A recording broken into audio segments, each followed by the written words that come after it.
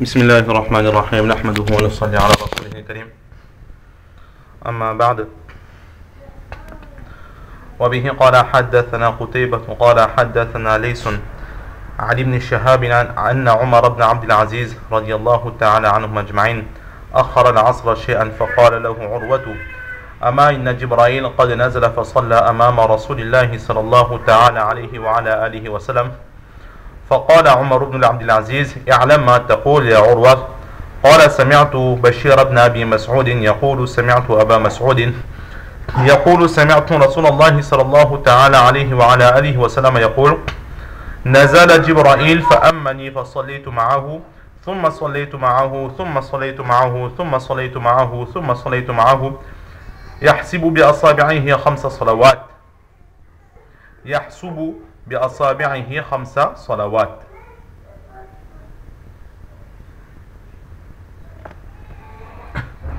Par la grâce d'Allah, nous avons aujourd'hui un nouveau hadith dans ce chapitre sur la création des anges où Imam Bukhari nous rapporte de son professeur Qudayba qui rapporte de Layth, qui rapporte d'Ibn Shihab, qui dit que Hazrat Omar ibn Abdul Aziz alayhi rahmah, un roi qui a été le chef des croyants, Amirul Mu'minin de son temps, et qui, pendant un laps de temps, le temps de son règne, il a réussi à remettre l'empire islamique sur la pratique de la charia totale, dans son intégralité. Après le prophète sallallahu alayhi wa sallam, il y a eu les 4 califes, Hazrat Abu Bakr Siddiq, Hazrat Omar radiallahu ta'ala an, Hazrat Othman et Hazrat Ali radiallahu ta'ala anhu ajma'in, qui ont régné sur l'empire musulman. Hazrat Othman radiallahu ta'ala anhu, il s'est fait assassiner. Suite à cela, il va y avoir un début de conflit entre les musulmans.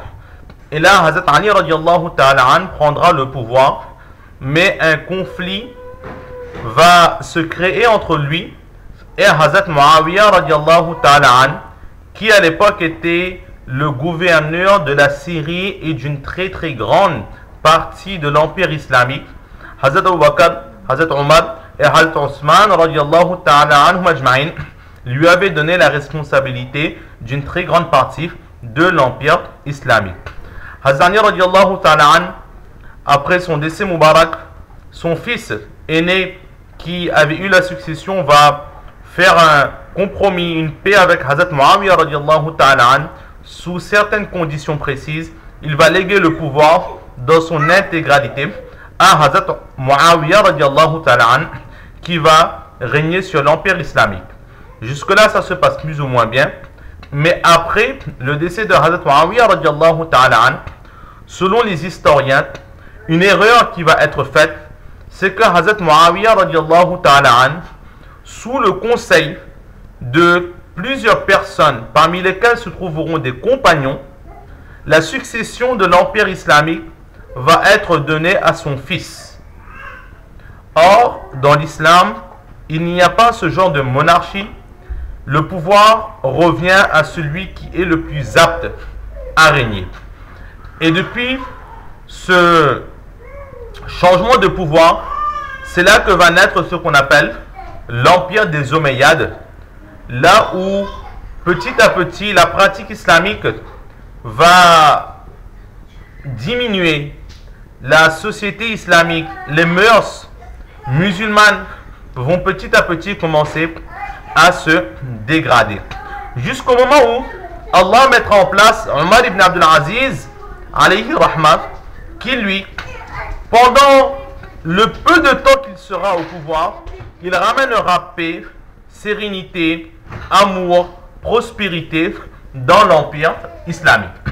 Et le hadith qui nous intéresse aujourd'hui, le hadith que nous voyons, c'est un hadith qui est justement en relation avec ce chef des croyants, Amirul Mu'minin, Omar ibn Abdul Aziz. Qu'est-ce qu'il a fait?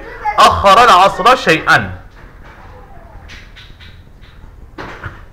Il a retardé la prière de Asr.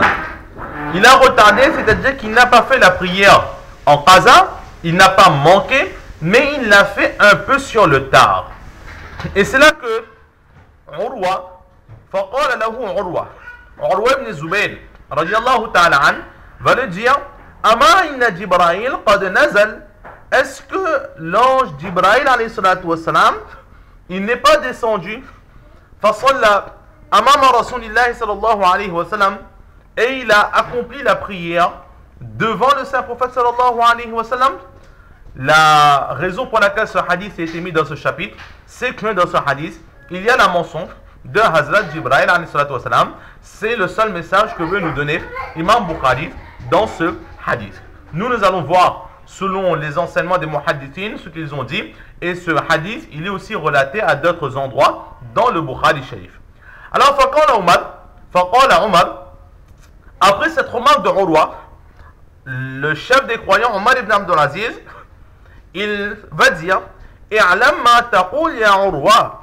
Oh Urwa, réfléchis lorsque tu parles. C'est-à-dire, réfléchis lorsque tu parles, ou d'où est-ce que tu tiens cette nouvelle que l'ange Jibraïl alayhi salatu wassalam, il est venu et il a officié la prière pour le saint prophète sallallahu alayhi wa sallam. C'est quelque chose que je n'ai jamais entendu. Alors ne raconte pas n'importe quoi. Lorsque tu parles, sois sûr de ton enseignement. Et c'est là qu'on va répliquer en disant Sami'tu Bashir ibn Abi Mas'ud. Ce que je dis, je ne le dis pas à la légère. Mais j'ai entendu Bashir fils Abi Mas'ud qui disait Yaqulu Sami'tu Aba Mas'ud, qui disait que j'ai entendu Abu Mas'ud qui a dit Yaqulu Sami'tu Rasulallah sallallahu ta'ala alayhi wa alihi wa sallam. J'ai entendu directement le prophète sallallahu alayhi wa sallam dire Yaqul Nazala Jibraïl fa'ammani. L'ange Jibraïl, il est descendu et il a dirigé la prière pour moi. Fasallaytu ma'ahu. Et donc il a été le imam et j'ai prié avec lui. Thumma sallaytu ma'ahu. Ensuite j'ai une deuxième fois prié avec lui. Thumma sallaytu ma'ahu. J'ai une troisième fois prié avec lui. Thumma sallaytu ma'ahu. J'ai une quatrième fois prié avec lui. Thumma sallaytu ma'ahu. J'ai une cinquième fois prié avec lui. Yahsubu bi'asabi'ihi khamsa salawat. Et avec ses mains, il comptait une fois, deux fois, trois fois, quatre fois, cinq fois. Il l'a compté sur les 5 doigts de la main pour dire qu'à 5 reprises, l'ange Jibraïl alayhi salatu wassalam a officié la prière pour lui. Et ce sont les 5 prières quotidiennes. Un jour, l'ange Jibraïl alayhi salatu wassalam, il est venu et il a officié les 5 prières de toute une journée pour le saint prophète sallallahu alayhi wa sallam. Et c'est ce que nous allons voir dans ce hadith. La raison pour laquelle l'imam Bukhari il a mentionné ce hadith, nous l'avions dit, c'est la présence de l'ange Jibraïl. Mais maintenant de ce hadith, qu'est-ce que nous pouvons en tirer comme leçon? Quels sont les enseignements de ce hadith? Alors tout d'abord, il faut savoir que dans le texte, il y a Akhara al-Asra shay'an, que Hazrat Omar ibn Abdulaziz, il a retardé un petit peu la prière de Asr. Dans d'autres récits, il est mentionné qu'un jour, Omar ibn Abdulaziz, il a retardé la prière un petit peu. Par rapport à cela, les muhaddithines, ils disent que cette histoire ne s'est passée qu'une seule fois. Ce n'est pas tout le temps, ce n'était pas les habitudes de Omar ibn Abdulaziz qui était un très très grand pieux. Il était rempli de piété. Et Allah lui avait donné une très grande sagesse. Certaines personnes l'ont appelé le Omar al-Thani. Ils l'ont comparé avec Hazrat Omar ibn al-Khattab, radiallahu ta'ala, l'éminent compagnon. Ils disaient qu'Omar ibn Abdulaziz, il était la copie conforme de Hazrat Omar, radiallahu ta'ala. Il dit que du temps de son règne, il y avait une telle justice qu'à aucun moment, un loup ne s'attaquait à la brebis sans raison valable. Et un jour, un berger ou un passant, il a vu qu'un loup avait attaqué une brebis. Et là, il a dit qu'Omar ibn Abdulaziz, il est mort aujourd'hui, car la justice n'est plus dans cet empire. Et effectivement, le même jour, Omar ibn Abdulaziz, il était décédé. Donc, une fois comme ça, il avait retardé un petit peu la prière. Pourquoi est-ce que l'on précise? Parce que, comme nous avons dit, c'est l'empire des Omeyyades. C'est là maintenant la dynastie des Omeyyades que, de fils en père, ils se partagent ce pouvoir, un peu comme aujourd'hui ça se passe en Arabie Saoudite.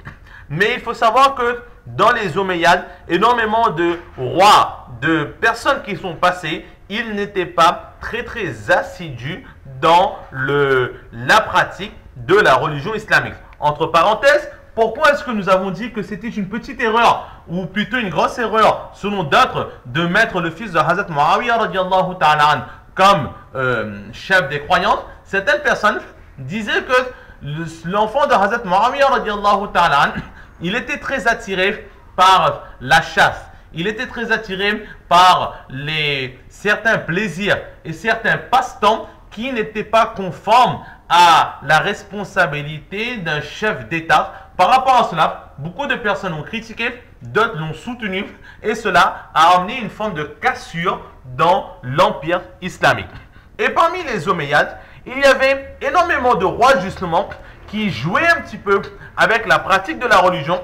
Ils faisaient passer très souvent leurs intérêts avant la pratique de la religion, parmi lesquels il y a une personne qui s'appelait Walid ibn Utba. Lui, par exemple, il avait l'habitude de retarder la prière d'Asr. Nos professeurs nous expliquent, ce n'est pas comme nous, par exemple, nous sommes occupés, nous sommes en train de faire un travail, et donc un petit peu en retard, on va faire la prière un petit peu sur le tard. Ce n'est pas comme cela. Mais lorsqu'arrivait l'heure de la prière, au lieu d'officier cette prière, surtout par exemple les jours de Jum'ah, alors nous savons tous le khutbah de Jum'ah, et ensuite se suit la prière de Jum'ah. D'abord il y a le sermon, et ensuite la prière. Alors ces rois, qu'est-ce qu'ils faisaient?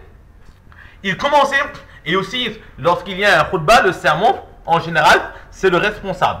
C'est le chef des croyantes qui le fait. Ici, par exemple, à la réunion de le monde entier, ce sont les imams.